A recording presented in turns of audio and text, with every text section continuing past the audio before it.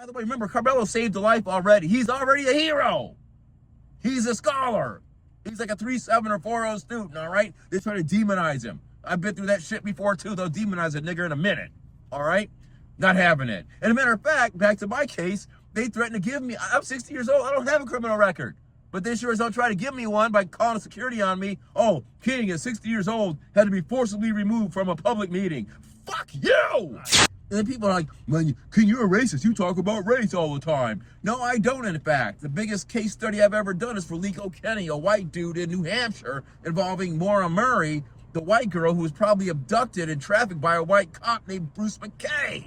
All right? But whenever I talk about race, white people are like, oh, he's always talking about race. Man, shut the fuck up. I talk about race because I'm supposed to talk about race when it happens. God, it's so ridiculous. Fuck all of you, really. Bob, you too. Fuck you. You're my BMW buddy, but fuck you. Anyway, so let's get back to this other case. Because I don't know all of the record. I wasn't there. If you weren't there and you didn't see it, shut the fuck up. All right?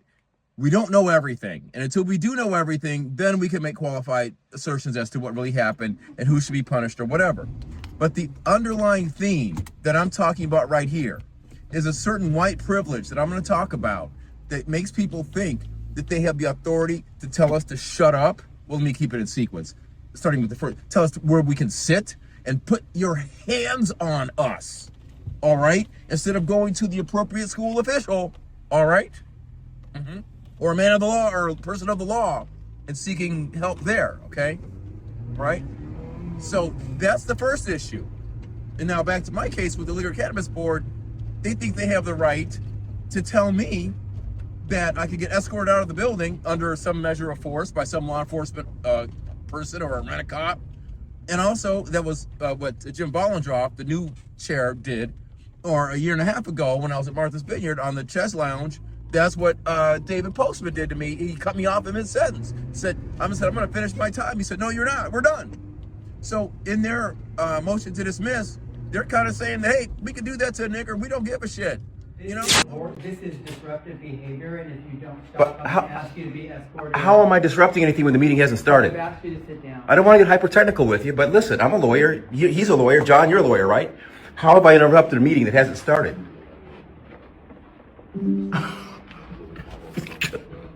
Don't mess with me, guys. The same way that Dave Postman harassed me a couple years ago when I was out at Martha's.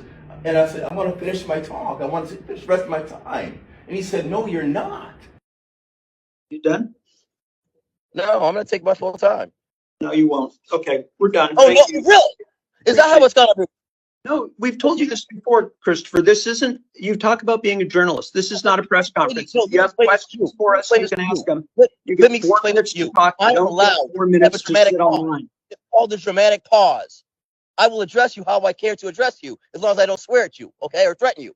I am allowed to have dramatic pause as a component of my presentation to you. Period. You know that. Goodbye. Thank you. Wait a minute, Mr. Postman.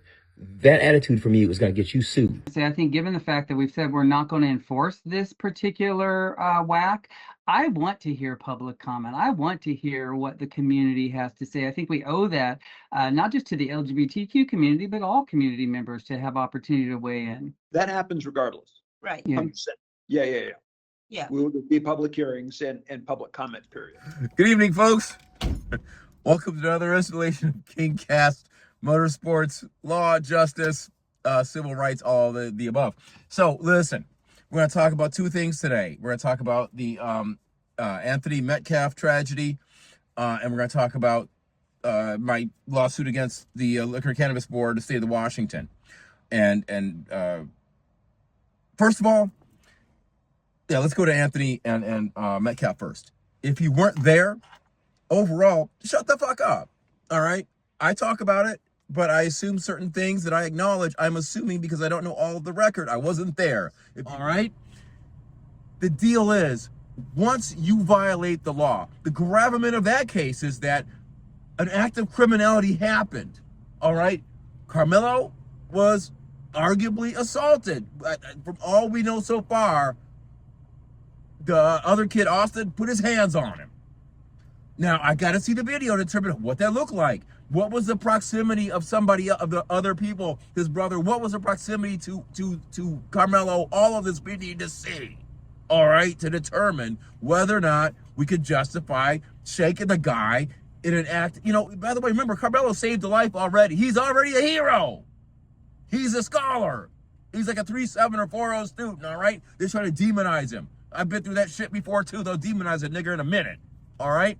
Not having it. And a matter of fact, back to my case, they threatened to give me, I'm 60 years old, I don't have a criminal record. But they sure as hell try to give me one by calling security on me. Oh, King at 60 years old had to be forcibly removed from a public meeting. Fuck you! Fuck you! It's so insulting, these white motherfuckers. And everybody knows, not everybody white's a motherfucker, but these are white motherfuckers at the LCB. Yes, they are. God, they'll eat their own too. Now, back to the other one, all right? Now, when he put his hands on Carmelo, when you put your hands on somebody, everybody knows the law of the street is you don't get to dictate the response. You violated the law. You put somebody in apprehension for their safety. So, hey, all bets are off. Now, it's not like Carmelo stabbed him repeatedly, pulled out a machete or something. Or, you know, it was one act. All right, so that's going to come into play, too. I'm telling you this as a lawyer, man. I've tried, like, I got 4 criminal cases. You know, 1 involved violence, but I'm 50-50 on them. Whatever, all right? That's all going to come into play. And people are trying to say, like, oh, he's a bad guy because he asked if it could be self-defense. I'd ask the same thing, too. You know, like, there's every attempt to criminalize the black kid and to honor the white kid in the media. You can see it. And by the way, I wrote for a daily newspaper, a very conservative one, the Indianapolis Star. Been there, done that. All right. I also work for a black-owned newspaper statewide. All right. Been there, done that. So I'm looking at this as an objective person, which is what you must do in this circumstance. So you see the videos. All right. And get all the witness statements. Because there's some talk about whether or not they broke his phone and all that stuff. I'm not sure about all that. I've only seen that in a couple places. I don't know if they did all that. So, but it's a question of fact. And, you know, what if 2 big 200-pound black guys, and I think he was maybe $1.50, maybe $1.60, about like me. What if 2 big black guys had approached the twin, Metcalf, and got up in his face, put their hands on him, and he turned around and shake them, all right? What if that happened, all right? Everybody be like, oh, God, those savages should have kept their hands off that innocent boy, right? That's what it would be about. Anyway, I'm going to get on this road here. It's going to get noisy. That's about it, folks. I just, you know, wait till you get all the facts in to make a judgment. Again, I'm going to talk about Kyle Rittenhouse now, okay? Kyle Rittenhouse left his abode with an AR, with a weapon of death, all right? Much as I love him. But when he went with, you know, deadly force to protect property not his own, okay?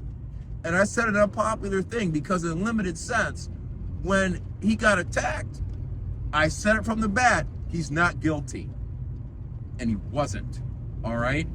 Now, there are other questions to go along with that, why he, all that. Yeah, you should never be allowed to defend someone else's property with deadly force. That's an issue. Ask any lawyer. I'm telling you, I'm not going to lie to you, Jesus Christ. All right? So, in this case, Mr. Carmelo was defending his own property and his own body with force, and with less force than an AK. Now, granted, the asshole that hit, what's his face, that hit, whatever his name is, I can't remember his name now, Kyle. The guy that hit him with the skateboard, oh yeah, I'd capped him too. All right, all right. That was just stupid. And the other guy standing there talking about, shoot me, nigga. You know, I mean, like, just because you could say that to somebody, you know, if you take a further act and put your hands on them, all that stuff is suspect. All right, from what I understand so far, Carmelo will sit there. Everybody knows people sit at other bleachers from time to time. You know, it's nothing that it's nothing that if he had gone to the school administrator probably would have told him, hey, whatever, leave him alone. Is he causing any problems? Leave him alone. Right. I mean, we've all been in high school before. I'm still in high school from time to time. I see what's going on. I had a nonprofit in high schools years after I graduated. Went back to schools and went to games and stuff like that. I mean, this stuff, it never should have happened. I'm not saying either one of them is an angel. I'm not saying either one of them is a devil. All right, but all of this, this presupposition of Carmelo that I'm seeing, when he was not the instigator. All right, you know, it's just unbelievable. You know, when you put your hands on somebody, you cross the line. All right, and if the person putting the hands on had been black, then we'd have a different narrative right now. That's all I'm gonna tell you. Ciao. I know, Pepper, we're gonna go to the park soon. I'm sorry, honey. I'm sorry. We gotta get stuff in the store. We'll go to the park. All right. Peace. You know, ultimately, Your Honor, you know, we didn't shield his First Amendment rights because he managed to continue speaking. And I'm like, wait a minute, dude. You don't get to do that. The gravamen isn't like whether or not an experienced trial attorney will keep on talking after being threatened. That's not the standard. The standard is would a reasonable person feel that their speech rights and reporting rights were threatened by being escorted out of a building under force or being told they couldn't finish. That's the gravamen, goddammit. I'll tell you right now, counselor. I forget his name right now. I met him before online years ago. That's the gravamen. And if this court follows suit and allows your client to get away with this shit, oh my God. It's open season on a nigger at that point, which is what the LCB has done to us all along. They made sure that when I-502 came in, they got rid of all the black stores in King County. There's not a single one left, all right? I got a declaration from Michael Reed, a white attorney who helped set up all these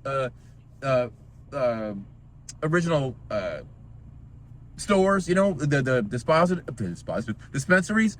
And he said there's a disparate impact on black and brown. Then I got, you know, lawsuits filed on behalf of Cushmart that went through and just detailed it all. And there's a current lawsuit right now. Stop, turbo. There's a current lawsuit right now where there is proof that the LCB did improper things and let unqualified whites take our spots. All right, so anyway, let's get back now to Metcalf and Anthony. All right, because that bit. I guess I'll go ahead and jump ahead and finish on my case and get back to the other case.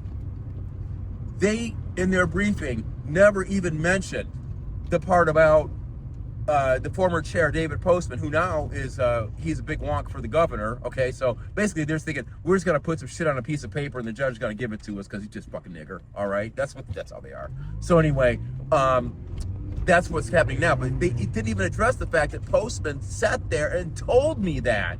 I'm not gonna let you finish. What more do they need to do? Put their hands on me? Gotcha.